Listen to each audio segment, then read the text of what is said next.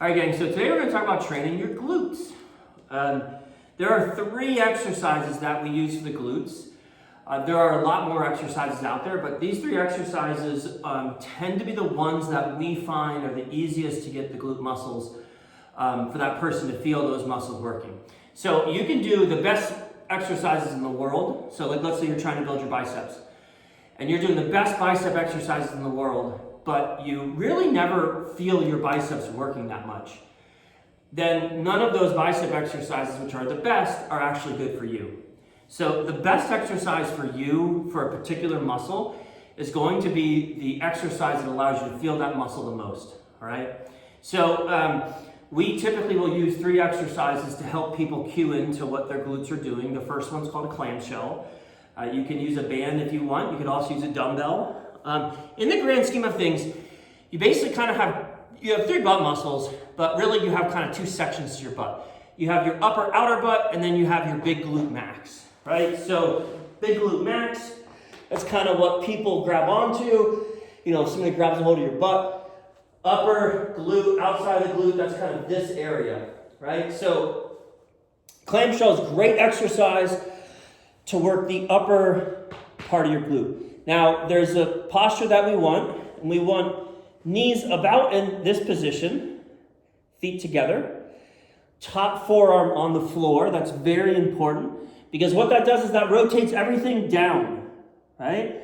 Now, when I go to lift my knees apart, it's a clamshell. So the clamshell opens here, my feet stay together, and I'm just thinking about moving my femur, so my thigh bone, inside the socket of my pelvis. I don't want to do this. Okay, so it's not this. It's this. So the femur moves, not the pelvis. You take a band around the knees to make it harder, and it should be good speed on the up, same speed on the down, right? Now we typically do this in 2 positions. So the second position would be knees in line with pelvis. Same idea.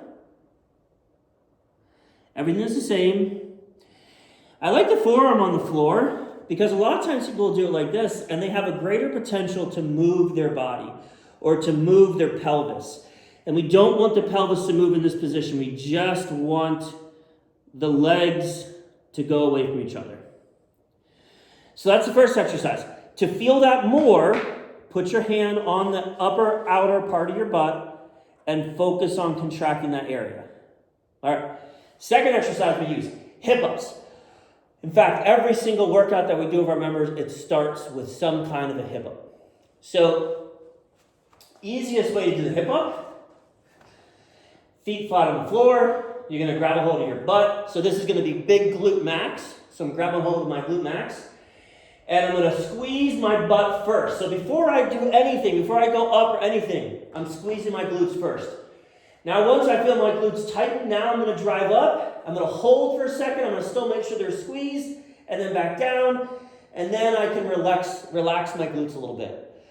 Once you have that down, so once you have, okay, cool, I'm going to grab my butt. I'm going to squeeze my butt. I can feel my butt contract. I'm driving up. I can still feel my butt tight. And then I go back down, and then I relax. Once you have that down, what you're going to do is you're going to grab a hold of the back of your head. And you're going to think about trying to curl up so that your chin touches your chest and your shoulder blades are on the floor. So I'm not cranking on my neck. I'm just supporting my neck. And then I'm going to do the hip up in that position. Okay? Lots of reasons why. Biggest reason is that it takes you and it puts you into lumbar flexion, which means that when you go into hip extension, you get it all from the pelvis. And you don't get it from your lower back. So a hip up should not look like this. You're not going belly up. You're going pelvis up. Okay? You can do that single leg, all sorts of different ways you can do that. Last one that we use with people is a split squat.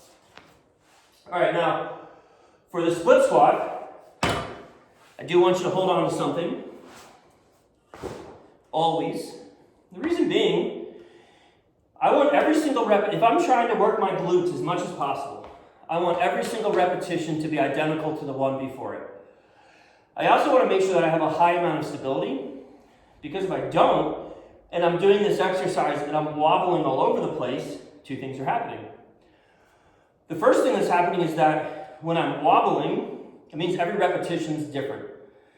So that would be like me hammering in a nail, and as opposed to hitting the nail in the same spot every time, I hit like up here, and then I hit over here, and then I hit over here, and here, and here, and then I finally hit the nail, okay? So every repetition is the same.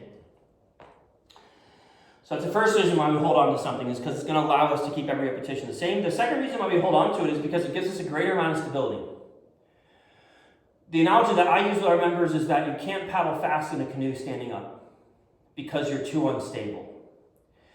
So if you can hold on to something and you increase the stability of an exercise, in this particular scenario, what I'm doing is I'm asking my glutes and my quads, all the muscles in my lower body, I'm asking them to work harder because they're firing from a more stable position, right? So anytime that the body can perceive that it's in a stable position, it will always contract a muscle to a much greater degree than if it's in an unstable position. All right, so we're in a split squat position. Knee over top of heel, back knee a little bit behind the line of the pelvis, left hand goes in my butt. I'm going to have a slight lean forward. Reason why I'm going to have a slight lean forward is I get more glutes that way. Now what I'm going to do is I'm going to focus on squeezing my butt first. Before I go up, squeeze my butt first, then I drive up, keeping my butt squeezed the entire time, then back down, and then I can relax. Those three exercises.